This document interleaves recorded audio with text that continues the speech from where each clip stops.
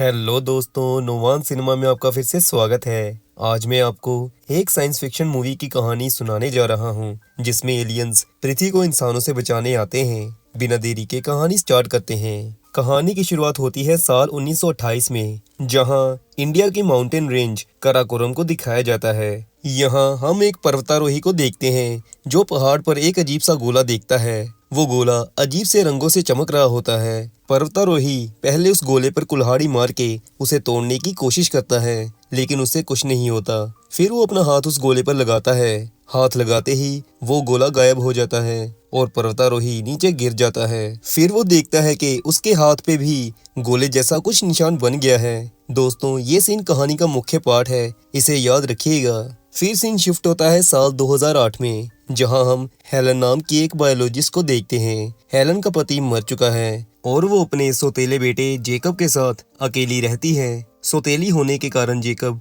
Helen से प्यार नहीं करता। एक दिन अचानक हेलन के घर खुफिया एजेंसी के एजेंट्स आते हैं और उसे उनके साथ चलने को कहते हैं, लेकिन हेलन मना कर देती है क्योंकि वो जेकब को अकेले नहीं छोड़ना चाहती थी। लेकिन एजेंट्स हेलन की सिस्टर को पहले ही अपने साथ लेके आए होते हैं, जो कि जेकब के साथ रुक जाती है। फिर हेलन एजेंट्स के साथ चल पड़ती है। एजेंट्स हेलन को एयरपोर्ट लेके आते हैं, जहां हेलन की तरह और भी कई दिग्गज साइंटिस्ट जहाज में बैठे होते हैं, लेकिन किसी को कुछ भी नहीं पता होता कि एजेंसी वाले उन्हें कहां लेके जा रहे हैं। फिर इन्हें नासा के एक विभाग में लेके जाया जाता है। हेलन का यहाँ एक फ्रेंड है जॉन। असल में जॉन ने ही हेलन का नाम रिकमेंड किया होता है। जॉन हेलन को बताता है कि हमारी सैटेलाइट्स ने जुपिटर के पार एक ऑब्जेक्ट को नोटिस किया है, जो कि बहुत तेज रफ्तार से पृथ्वी की तरफ आ रहा है। जॉन बताता है कि हमें आप सब की सलाह चाहिए, क्या करना चाहिए। हेलन पूछती है, हमारे पास कितना टाइम है? जॉन कहता है, जिस रफ्तार से ऑब्जेक्ट आ रहा है, अगले 1 घंटे में वो मैनहट्टन शहर में गिरेगा और तबाही के अलावा कुछ नहीं बच पाएगा। ये सुन के सभी डर जाते हैं। हेलन जेकब को फोन करके कहती है कि बेटा, 1 घंटे बाद बेसमेंट में छुप जाना, भूकंप आने वाला है। फिर दिखाते हैं कि सभी साइंटिस्ट नासा के जहाज में बैठ के उस ऑब्जेक्ट के आने की वेट कर रहे होते हैं। फिर वो ऑब्जेक्ट पृथ्वी के एटमॉस्फेयर में एंटर करता है, लेकिन एंटर करते ही उस ऑब्जेक्ट की रफ्तार बिल्कुल स्लो हो जाती है। वो ऑब्जेक्ट बहुत तेज रोशनी से चमक रहा होता है। फिर वो मैनहट्टन शहर की एक पार्क में बड़े आराम से लैंड करता है। साइंटिस्ट जब उसके पास जाते हैं तो वो देखते हैं कि ये ऑब्जेक्ट एक गोलाकार है। फिर उस गोले में से कोई चीज बाहर आती है। असल में ये ऑब्जेक्ट एक एलियन शिप होती है, जिसमें से एक एलियन निकल के बाहर आता है। पूरी पुलिस वहां तैनात होती है। हेलन आगे बढ़ती है। वो एलियन हेलन की तरफ हाथ बढ़ाता है। हेलन उसका हाथ पकड़ने ही लगती है, लेकिन तभी पीछे से एक पुलिस वाला एलियन को गोली मार देता है। हेलन उन्हें रुकने को कहती है। एलियन नीचे गिर जाता है। हेलन फिर जल्दी एम्बुलेंस को बुलाती है।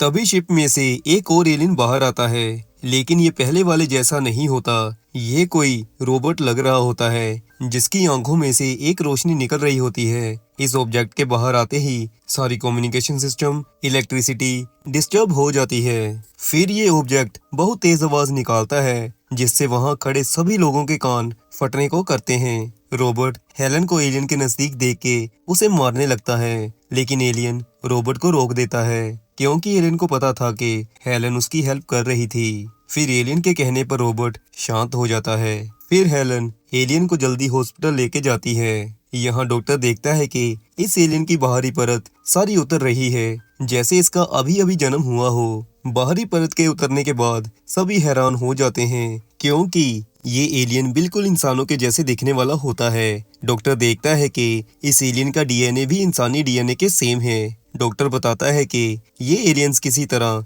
ह्यूमंस का डीएनए अपने साथ ले गए होंगे। दोस्तों, हमने कहानी की स्टार्टिंग में देखा था कि वो गोला इंसानी हाथ लगते ही गायब हो गया था। असल में तब एलियंस ह्यूमन डीएनए लेने आए थे, जिसके कारण ही आज ये एलियन इंसानी रूप ले पाया है। हॉस्पिटल में फिर एलियन को होश आती है। हेलन का मानना था कि इस एलियन पर जो बाहरी परत थी वो ऐसी थी जैसे किसी नए जन्मे बच्चे की होती है, यानी इस एलियन ने भी पृथ्वी के वातावरण में अभी जन्म लिया था। एलियन जिसे की होश आ चुकी होती है, वो इंसानी भाषा में पानी मांगता है। पानी पीने के बाद उस एलियन के करीब यूएस डिफेंस मिनिस्टर आती है और एलियन को कहती है कि तुम हमारी पृथ्वी के लिए खतरा हो। जब से तुम यहाँ आए हो, हमारी सारी कम्युनिकेशन सिस्टम्स बंद पड़ गई हैं। फिर वो कहती है कि हम तुम्हें एक सीक्रेट प्रिजन में शिफ्ट करने वाले हैं, लेकिन एलियन कहता है कि वो पृथ्वी को बचाने आया है, उसे पृथ्वी के लीडर से बात करनी है। लेकिन डिफेंस मिनिस्टर कहती है कि उसकी किसी से भी बात नहीं करवा सकते। फिर डिफेंस मिनिस्टर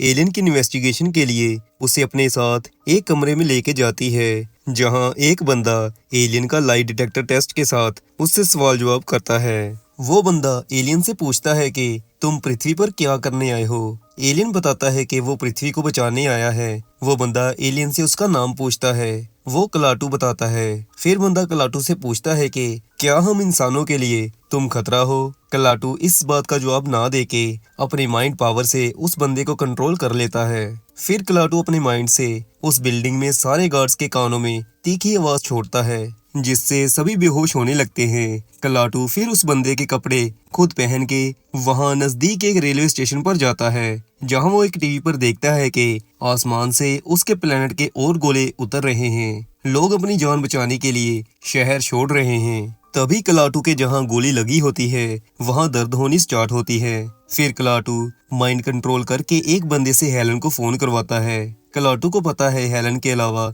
उसकी पृथ्वी पर कोई हेल्प नहीं कर सकता। फिर हेलन जेकब के साथ जल्दी वहां आ जाती है। हेलन क्लाटू के लिए दवाई लेके आई होती है, जिसे लगाने के बाद क्लाटू का घाव बिल्कुल ठीक हो जाता है। इसके बाद क्लाटू हेलन को एक एड्रेस बताता है। फिर तीनों वहां जाते हैं। ये एक रेस्टोरेंट होता है। यहाँ क्लाटू की एक इंसान मिस्टर वू के साथ मीटिंग होती है, लेकिन मिस्टर वू कोई इंसान नहीं होता। असल में ये एक एलियन था जो पृथ्वी पर 70 साल पहले रहने आया था। क्लाटू उससे रिपोर्ट पूछता है तो मिस्टर वू बताता है कि इंसान पृथ्वी को तबाह कर रहे हैं। वो बताता है कि इंसानों को ये पता भी है कि वो अर्थ को डिस्ट्रॉय कर रहे हैं, लेकिन फिर भी वो इसे इग्नोर करते हैं। फिर मिस्टर वू अपनी रिपोर्ट सबमिट करते हुए कहते हैं कि अगर पृथ्वी को बचाना है तो इंसानों को मारना ही होगा। क्लाटू रिपोर्ट लेने के बाद मिस्टर वू को कहता है कि तुम्हारे लिए एक शिप आ जाएगी, इंसानों के मरने से पहले तुम उसमें बैठ के चले जाना। लेकिन मिस्टर वू कहते हैं कि वो यहीं रुक के इंसानों के साथ मरना चाहते हैं। क्लाटू को ये बात बहुत अजीब लगती है। वो पूछता है तुम ऐसा क्यों करना चाहते हो। फिर मिस्टर वू कहते हैं कि इंसानों में प्यार करने की, एक दूसरे से जुड़े रहने की भावनाएं हैं जो मुझे भी यहाँ रहने को मजबूर करती हैं। फिर क्लाटू हेलन और जेकब के साथ नजदीक के एक जंगल में जाता है, जहाँ हेलन देखती है कि एक छोटे से तालाब में से एलियन गोला बाहर आता है, जिसे क्लाटू टच करता है। उसके टच करते ही पृथ्वी पर जितने गोले होते हैं सभी एक्टिवेट हो जाते हैं और पृथ्वी के जीव जंतुओं को अपने अंदर समा लेते हैं। असल में क्लाटू इंसानों को मारने से पहले जीव जंतुओं को बचाने की सोच लेता है। हेलन समझ चुकी होती है कि दाल में कुछ काला है। वो क्लाटू से पूछती है कि तुम यहाँ करने क्या आए हो। क्लाटू फिर उसे सच बता देता है।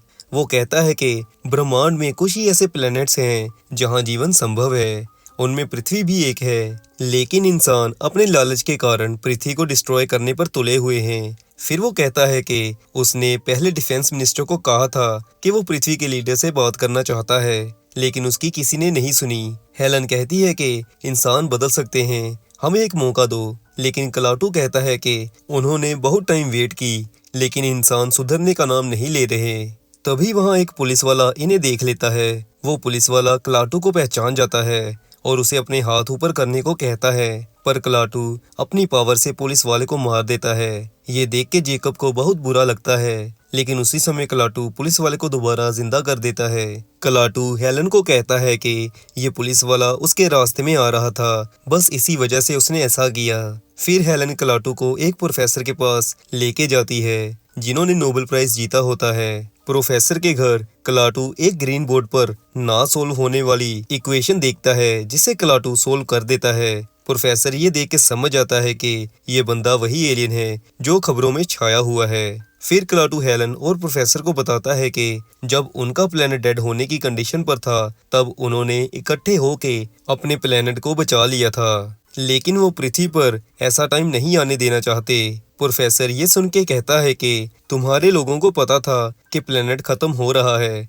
लेकिन अभी इंसानों को इस बात की भनक भी नहीं है। अगर उन्हें पता चल गया कि पृथ्वी खत्म हो रही है, तो हम सब इकट्ठे होके अपने प्लेनेट, अपने घर को बचाने के लिए सब कुछ करेंगे। क्लाटू को प्रोफेसर की बात सुन के रियलाइज होता है कि इंसान सच में बदल सकते हैं। फिर क्लाटू का माइंड चेंज होता है और वो इंसानों को एक मौका देने का फैसला करता है। लेकिन जेकब इनकी सारी बातें सुन लेता है। उसे लगता है कि ये एलियन हमारे लिए खतरा है। वो पुलिस को कॉल कर देता है। तभी क्लाटू देखता है कि उनकी तरफ 3 हेलीकॉप्टर आ रहे हैं। फिर क्लाटू जंगल की तरफ भागता है। हेलन जेकब के साथ उसके पीछे आती है, लेकिन एक हेलीकॉप्टर से पुलिस वाले हेलन को उठा के ले जाते हैं। दूसरी तरफ क्लाटू अपनी माइंड पावर से 2 हेलीकॉप्टर्स को डिस्ट्रॉय कर देता है। फिर जेकब क्लाटू के साथ अकेला रह गया होता है, जो उससे डर के वहां से भागने लगता है। लेकिन तभी वो एक छोटे से ब्रिज से नीचे गिरने लगता है। लेकिन तभी क्लाटू उसे पकड़ के नीचे गिरने से बचा लेता है। दूसरी तरफ मैनहट्टन शहर में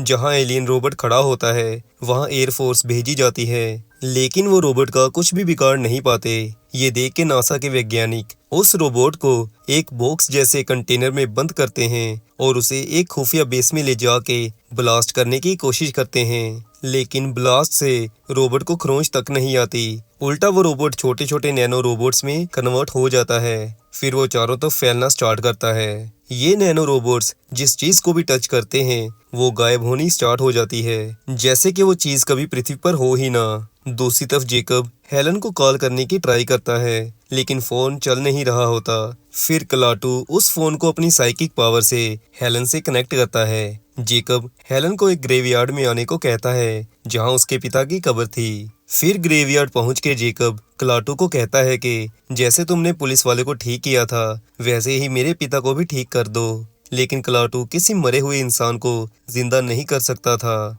जेकब ये सुन के क्लाटू से नाराज हो जाता है। क्लाटू को जेकब के साथ एक इमोशनल अटैचमेंट हो जाती है। फिर हेलन भी डिफेंस मिनिस्टर की परमिशन के बाद जेकब और क्लाटू के पास पहुंच जाती है। जेकब हेलन को दोबारा देख के बहुत खुश होता है। फिर क्लाटू जब हेलन और जेकब को हग करते हुए रोते हुए देखता है, तो वो अपना माइंड चेंज कर लेता है। अब उसने इंसानों को बचाना होता है, लेकिन नैनो रोबोट्स बहुत तेजी से आगे बढ़ रहे थे। अब तक उन्होंने कई इंसानों को मार भी डाला था। क्लाटू हेलन और जेकब को लेकर मैनहट्टन की वही जगह पहुंचता है जहां पहले गोले में से वो बाहर आया था। लेकिन वहां तक पहुंचते पहुंचते जेकब और हेलन के अंदर भी कुछ नैनो रोबोट्स चले जाते हैं, जो उन्हें धीरे धीरे करके मार रहे होते हैं। ये देख के क्लाटू दोनों के हाथ पकड़ता है और उनमें से नैनो रोबोट्स को अपनी बॉडी में खींच लेता है। फिर क्लाटू नैनो रोबोट्स में से होता हुआ गोले को टच करता है, जिससे वो रोबोट्स को डीएक्टिवेट कर देता है और खुद भी गोले को टच करते ही गायब हो जाता है। उसके गायब होते ही पूरी दुनिया में इलेक्ट्रिसिटी बंद हो जाती है। फिर हेलन और जेकब गोले के नजदीक जाके स्माइल करते हैं, यानी कि क्लाटू गोले के अंदर जिंदा था। ये कहानी दोस्तों हम ह्यूमंस को अवेयर करने का एक तरीका था कि अगर हम इकट्ठा होकर पृथ्वी के नेचुरल रिसोर्सेज को डिस्ट्रॉय होने से ना बचाएंगे, तो एक दिन शायद हमारी पृथ्वी हम इंसानों की वजह से ही खत्म हो जाएगी। तो ऐसे दोस्तों मूवी समाप्त हो जाती है। मूवी एक्सप्लेनेशन अगर अच्छी लगी हो तो कमेंट ज़रूर करिएगा और चैनल सब्सक्राइब करना ना भूलिएगा।